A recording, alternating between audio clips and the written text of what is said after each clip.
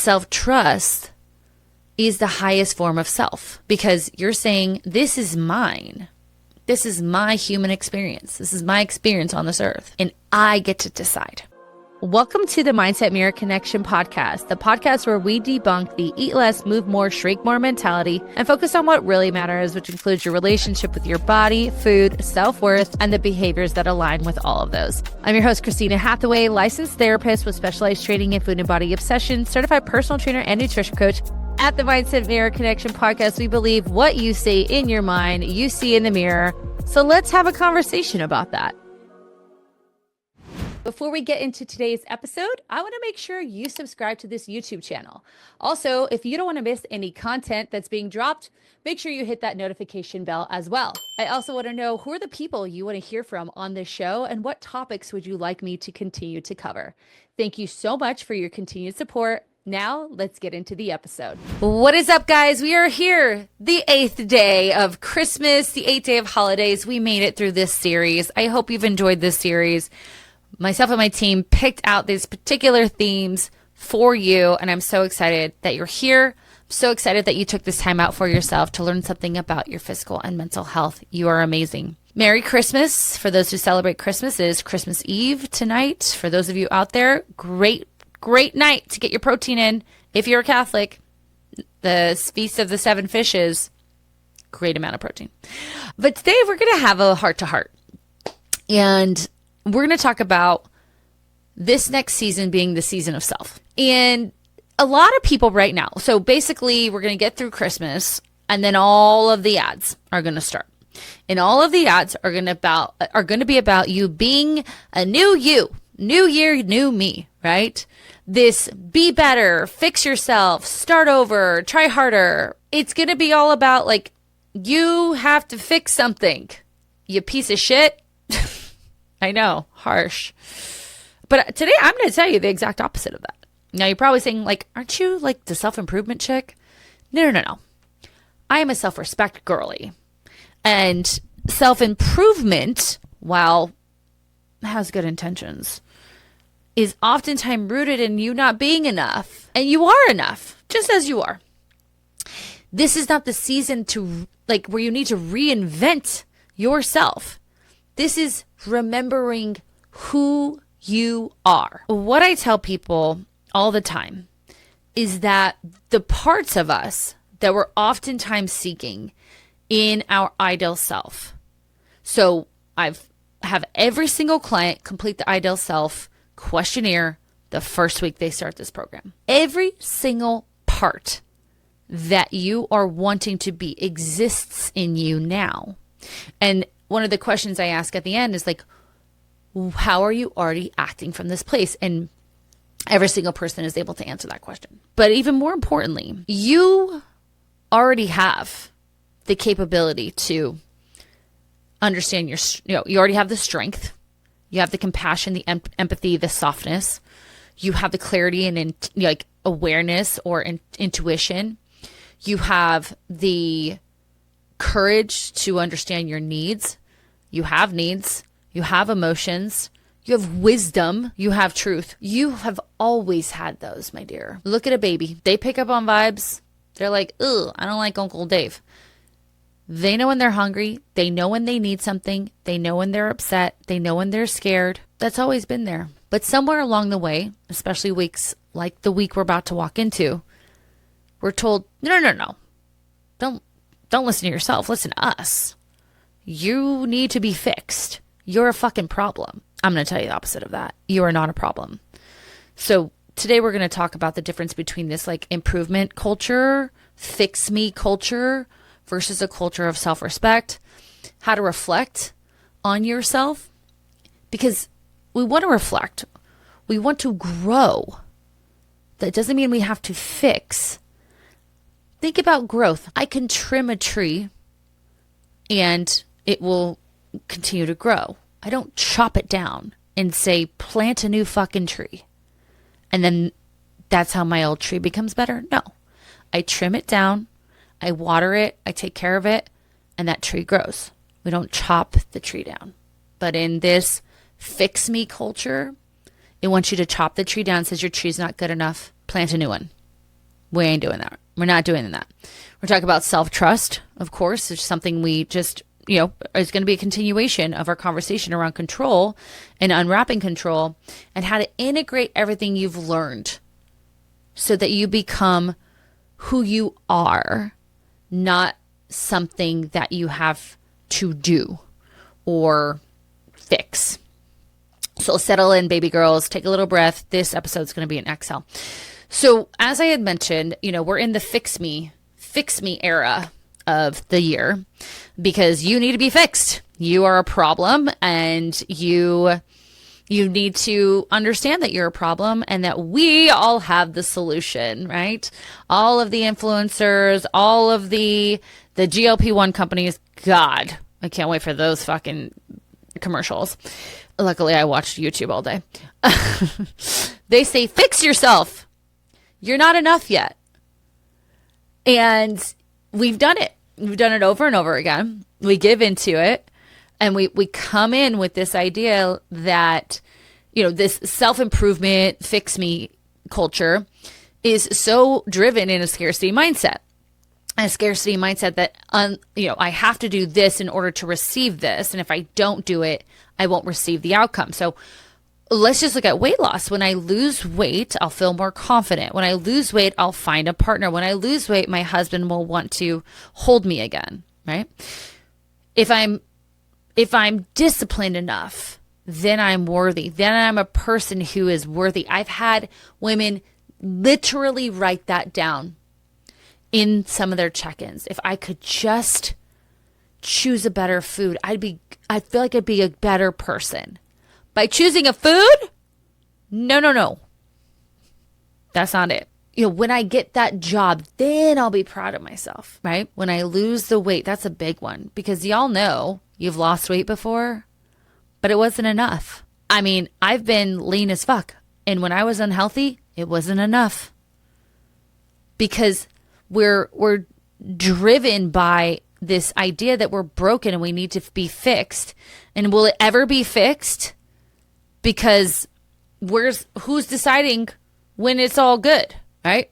Now, I know a lot of you may not have a faith, but that's where faith comes in. Knowing that your creator, mine is God, made me in the light of him, her, everyone, them. And there's, my God is a perfect God and it doesn't make mistakes. So I'm not a mistake, right? Oof. Got a little emotional saying that. I'm not a mistake. But our culture says you are a mistake. And then says, and keep fixing until we tell you you're enough. But no one ever does. No one ever does. I heard something the other day and I thought, today actually, I actually heard it a couple times because I listen to this particular woman often. And she said, when, when everything is tight down here, and she's pointing to below her neck, not everything is right in here. And she's pointing to her head. And she says, when everything is loose down here, you've got a little bit more room up here or something like that. It's really cute. And she's talking about aging and wisdom and stuff like that. But I just thought it was so interesting. It was like, even when everything is tight down here, oftentimes we're not right up here. And again, that only perpetuates this idea that we need to be fixed. So self-respect and how I look at growth is trimming the tree, right? It's saying my needs are valid. It's saying I want to take care of my body, truly take care of my body, knowing that I need to move my body, but also that I need to rest my body. Knowing that my body needs nourishment, but also knowing that my body is allowed to enjoy. Knowing that not only are my feelings real and valid, but not expressing them is detrimental to my health. Detrimental to your health. So if you think of it this way, the fix me era or fix me culture is about performance. It's about performance. It's about doing. It's about fixing. Whereas self-respect is about aligning. Okay. So I wrote down an example here. So the self-improvement version of you says, I have to wake up at 5 a.m. I go to the gym. I drink the green drink. I walk I work 8 hours, words, walk 10,000 steps, meal prep, meditate, journal, and be emotionally stable all day. So whatever version of you right now who's in your fix me era, in your fix me brain, what is that? What is that list of things that you're going to all of a sudden be able to do come January 1, right? Self-respect version of you says, I would love to be able to work out 3 days a week, and I have the option to do it at home or at the gym. And I will create a plan or work with someone to create a plan that allows me to do that. I'm going to give myself a range of steps because I know it's important to move my body. But I also know that, later in my week, I'm really tired. So I'm going to give myself a minimum of 6,000 steps with a maximum of 10, right? That's self-respect. Self-respect says, my body is exhausted. I'm going to give myself an extra hour to sleep and choose a workout that supports me instead of destroys me. I'm going to maybe just do 10 minutes, maybe do some mobility. See the difference? The fix me era, fix me culture has you by the throat. And says, if you don't do all of this, you're worthless. Whereas self-improvement says, nah, baby girl, you good. Let's go. We move on. Self-respect is gritty. It's flexible. She does not work from a place of, I am not good enough. She says, not only are you enough, you have choice, you can choose, you can be flexible, you know whatever the fuck you want. Respectfully, right? Self-respect, think of it as an adult, right? And it's not obviously marketable because it's not profitable. I mean, it is if you do it the right way. I mean, technically my program is profited off of self-respect and this whole thing I'm talking about today. But it's a daily choice, right? It's a daily choice to stop abandoning yourself. So in an effort to get there, we definitely want to reflect, right? So reflection is something that people often do at year's end. And people love, to tell you to do that, like reflect, what are you grateful for? And I love all of that. I'm a big fan of journaling. I'm a big fan of, what's the word I'm looking for? Like introspection, like being able to like go inwards and like have that self-awareness. But most people, when they do this, they tend to reflect from a less than mentality. So let me talk about less than and better than, because these are really important things I think you guys need to understand. So from the codependency model called post-induction therapy, they talk about these two extremes in regards to esteem. And the two extremes are better than and less than. And what's interesting about this time of year is you're going to encounter both, either internally, externally, or a mix of the two. The better than is, I am good, everyone else is the problem. And you'll see the better than in certain programs, in certain diets, in certain marketing, what are they called? Schemes or whatever you want to call them. Better than is, I am good, everyone else is the problem. I don't need to be fixed. Everyone else needs to be fixed. I'm perfect. Whereas less than is, I am bad, everyone else is good. Everyone else can do it. I am the problem. And if you look at this fix me culture, it is rooted in both of those things, right? Diet, this particular diet or this particular program is better than, and you should look up to it and you should feel inferior to it because you are less than. You are the problem. You need to be fixed, right?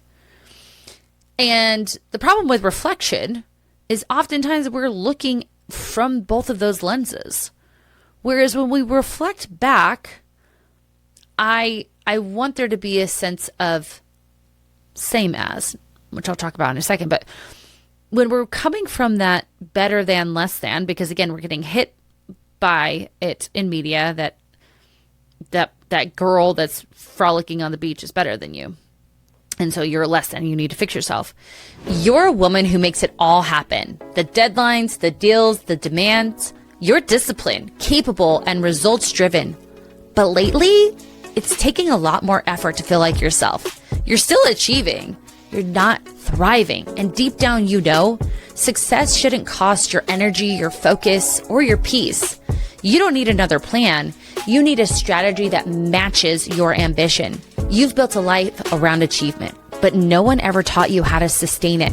Most high-performing women are operating with fractured systems. Great work ethic, but poor recovery. A strong body, but an overwhelmed mind. A plan for success, but not for longevity. You don't need more hustle. You need alignment. Your nervous system, nutrition, and training working with you, not against you. Hi, I'm Christina Hathaway, founder and CEO of The Mindset of Matter, a company built to help ambitious women master high performance from the inside out.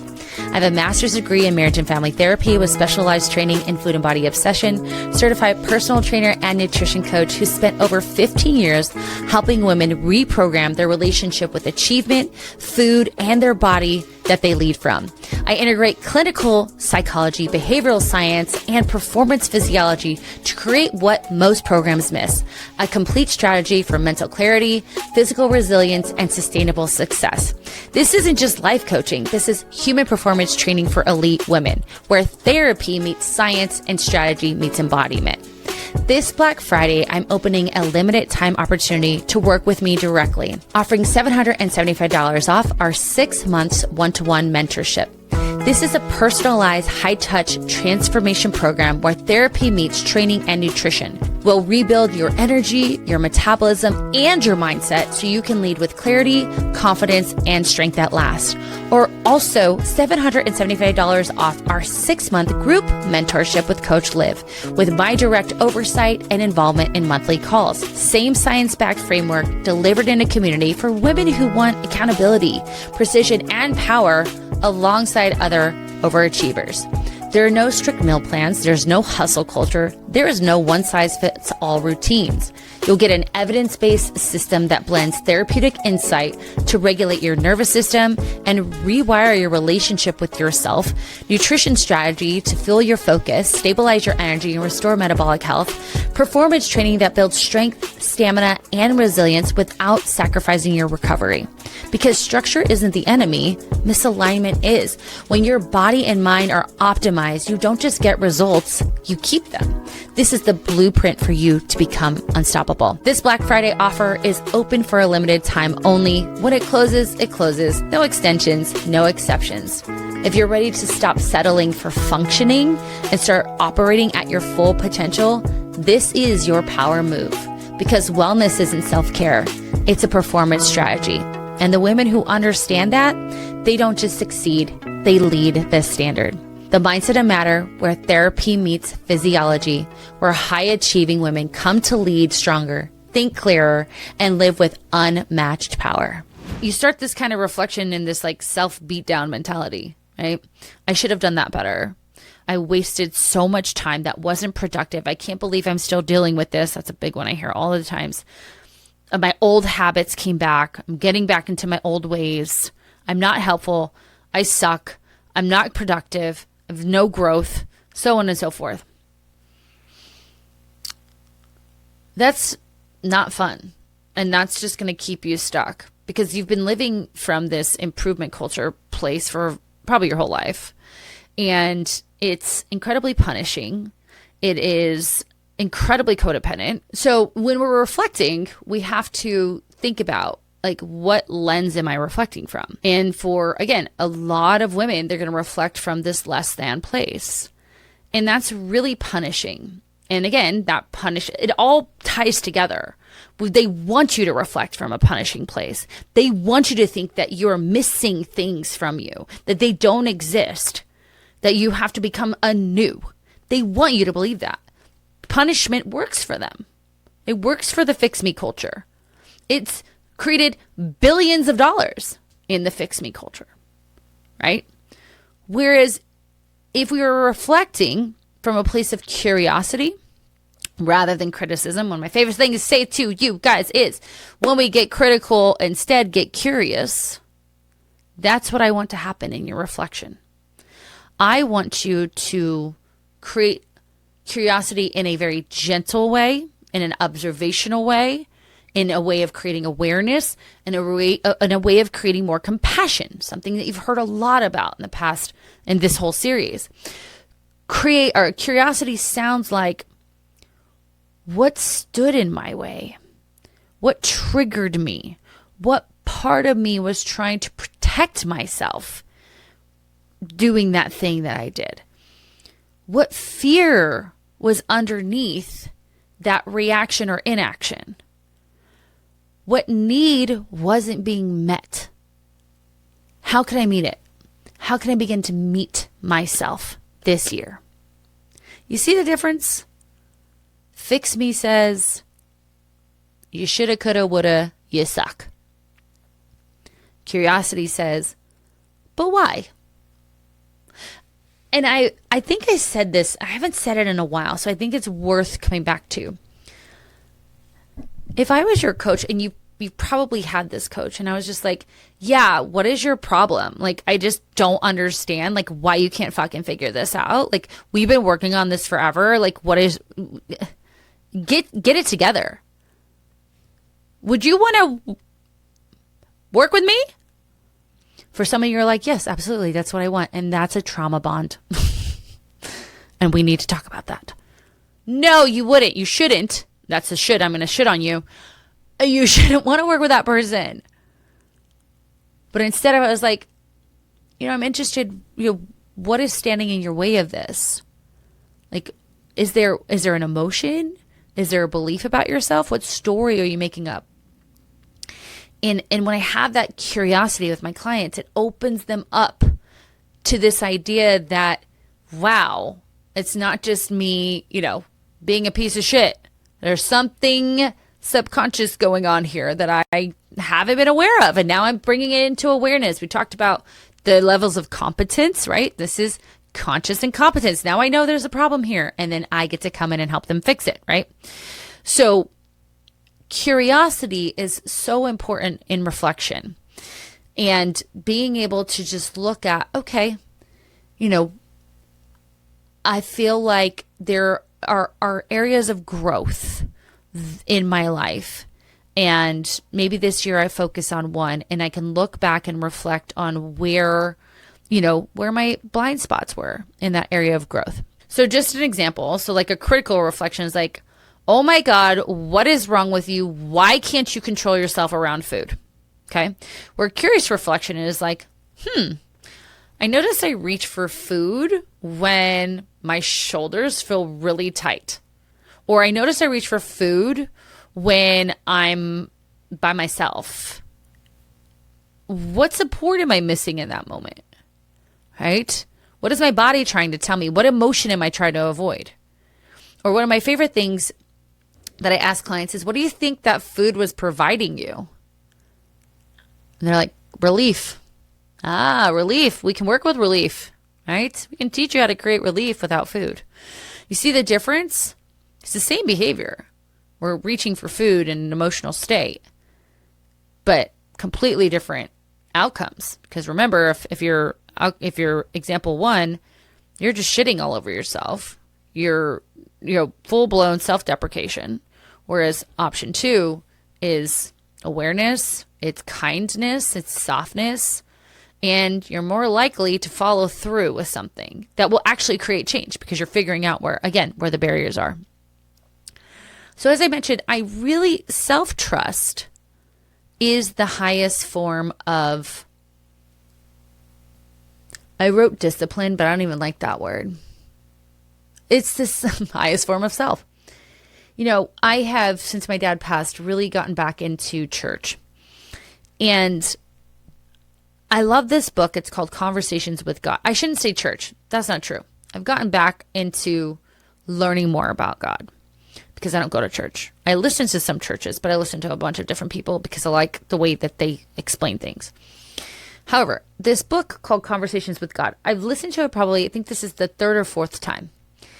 And when you can trust yourself. They're talking about like your realization, like the realization of who you are is one of the highest parts of being you can be in. And I don't like to get all spiritual on you guys, but I want you to think about that. When I am in myself and I listen to myself and I believe and understand that I am so powerful and I work from that place, and then things start happening for me because of my realization of self, you're in this higher part of you that when we're in the fix me era culture, we don't get to experience because we're telling everyone else to tell us that we're enough, that we're worthy. But self-trust is the highest form of self because you're saying, this is mine. This is my human experience. This is my experience on this earth. And I get to decide, right? This is something that goes against diet culture, hustle culture, productivity culture, fix me culture. Self-trust is the highest form of discipline, or I think of like discipleship. Is that a word? In regards to you, right? No rigid outcomes, no perfect routines, right?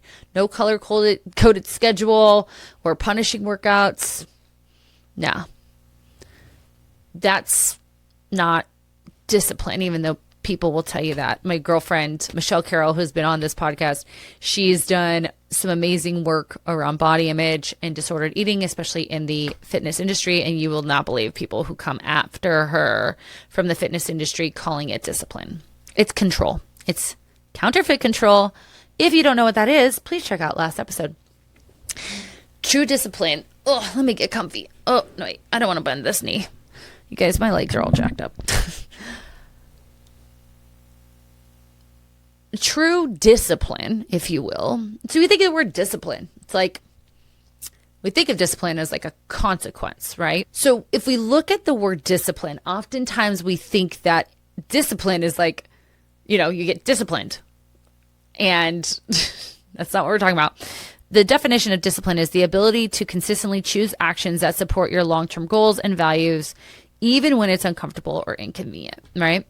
And so when we are really connected to ourselves, we are connected to true discipline, right? When you are able to trust yourself to follow through because you respect yourself, you'll be able to do anything, right? So the goal is respect. The goal is self-respect. When you trust yourself, it doesn't feel forced. It doesn't need, intention. It obviously doesn't need punishment. It's easy. And let me show you what I mean. So self-control, the unhealthy kind, says, I'm forcing myself to do this workout even though I'm exhausted, right? Self-trust says, I know when I push and when I rest, right? When I need to push and when I need to rest, because I listen to my body and I don't betray it. Self-control says, I should eat this because it's healthy. Self-trust says, I know that food makes me feel good when it's whole foods, and I choose them because I care about feeling good. I know when I eat indulgent foods, I can have a certain amount, but I have to stop after a certain portion. Self-control says, if I mess up, I've failed. Whereas self-trust says, one moment doesn't define me. I can always return back and start over again, right? Self-trust makes discipline sustainable because you're not dragging yourself and forcing yourself and punishing yourself. You're partnering with yourself. I know, sounds weird, but you are. You're partnering with who you are. And as you continue to do that, it's just easy. It's so much easier. So how do we integrate this in our lives? How do we embody this into our lives? integration and embodiment is something that's important to me because I'm hoping that you guys have learned so much about you and your, everything I'm talking about today. Integration means that, this is you doing the work that we talked about. I hope that during our time together, you have realized that there's some healing that needs to be done in your life. Healing on your mind, healing with your relationship with your body and food, even healing with your habits, your boundaries, your emotional expression, your awareness or lack thereof of self. I hope that, when we're integrating this, we're not doing it in a way as like a checklist. We're doing it to make it our default, right? And if we go back to the episode on competence, you have to remember that you're going to do it over and over and over and over again. And sometimes you're going to jump back a couple boxes. You're going to kind of go back to your old defaults. And rather than shitting on yourself and being mean to yourself, you just say, okay, what happened there? That's where curiosity comes in. Oh, that's interesting that I went back to that old place. Like, what happened? What was going on internally? Right? So creating this default way of being rather than, again, this like quality control checklist type of being, this fix me, right? And ways that integration, I wanted to kind of give an exhaustive list of the things that I've taught you guys over this year. It looks like this: catching yourself before you overextend yourself, whether that's daily, weekly, monthly, yearly. Realizing you're in a spiral and stopping it, pausing, taking a breath.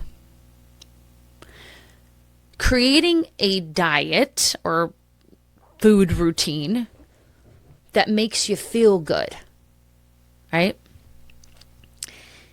And again, for a lot of you, you're like, well, if I do that, then it's going to be all sugar, sweets. No, that's what they want you to believe.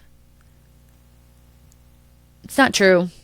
I work with a lot of clients on attuned eating, and they eat whole foods and they have foods that they like. Setting boundaries and sticking to them, even when it's hard. Noticing when you're talking shit to yourself and shifting it. Pausing before reacting, especially saying yes. And always, when you get critical, get curious and compassionate. These are all things that I hope you have taken from this year, this podcast. And I'm not going to lie to you, I'm going to repeat them next year. Our next series, starting in January, is going to be back to the basics. I'm going to get back to the basics of things, all things like boundaries, codependency, emotions, emotional regulation, and then also food, exercise, all of that. So I want you to think about, when we're reflecting, how was I able to integrate the whatever part of these things are necessary, the things that I still want to grow into? Where was I able to execute and integrate? And where did I struggle? Where were my hiccups, my blind spots? Get curious to why those were there. And then from that curiosity, you're going to create a solution, right? You're going to create not a solution, but like a path forward. You're going to learn from those blind spots, right? And then now, as we're going into this next year, we can start with integrating what we need to in an effort to create that growth. And that, that even just that pattern, that's growth, right? That's growth in itself. So you got growth on top of growth, which is wonderful. Double dip. We love a double dip. Embodiment is that integration in motion, right? It's the physical expression of the internal shift. So embodiment in this case looks like standing with better posture when you speak, keeping eye contact with people because you deserve to, right? Breathing, letting that tension out rather than constantly holding on to it. Slowing down your eating Because what? Say it with me. Your taste buds are in your mouth. Actually tasting food. Walking away from conversations or people that drain you. Letting those fucking tears come instead of shutting them down. Or anger. Ooh. Laughing. Laugh. Enjoy. Dance. Create. Choose foods that make you feel alive. Not like you're eating a cardboard box. And moving your bodies in ways that are supportive, not punishing, okay? Embodiment is when your healing becomes visible, right? So the integration is in the mind. The embodiment is in the doing, right? The way you move, breathe, speak, dance, choose, live your life. You're living right up here and right down here, or tight down here, if you will. You are enough. You have always been enough. It wasn't until someone or something told you you weren't. And again, this industry that I am involved in continually plays into your insecurities. And it's time for you to fight back and say, this time I will not feed into the fix me mentality. This time I am going to respect myself. And through respect, I'm going to create the life I want to live, the habits that I want to have, the relationship with myself that I have been told for so long is not good enough. I decide that. I decide if I am enough. And again, if you have a faith, whether that's God, Buddha, whatever that is, tap into that. Because there are no mistakes. There are no coincidences. You are here for a reason. And you are designed in the light of whomever it is that you believe in, right? So I want you guys to hear that today as we walk into this week of you're wrong, fix yourself, new year, new me. You don't have to change you. You just have to access those parts of you that have been pushed down for so long because someone told you that either they don't exist, their existence is wrong, or that something else is more important than them. So that's it. That's all I got for you today, which was a lot. I could probably talk about this forever. You know, I hope that this podcast continues to be a light in your life. I hope that while, yes, I also talk about ways to improve your diet and things like that, weight loss, if ever any of that becomes at the expense of yourself and your self-respect, then we stop. And my clients know this because I teach them this. So I love you guys. You know, if you would like to have a coach and a program and an experience that is unlike anything else that you're going to see out there, we're going to go there.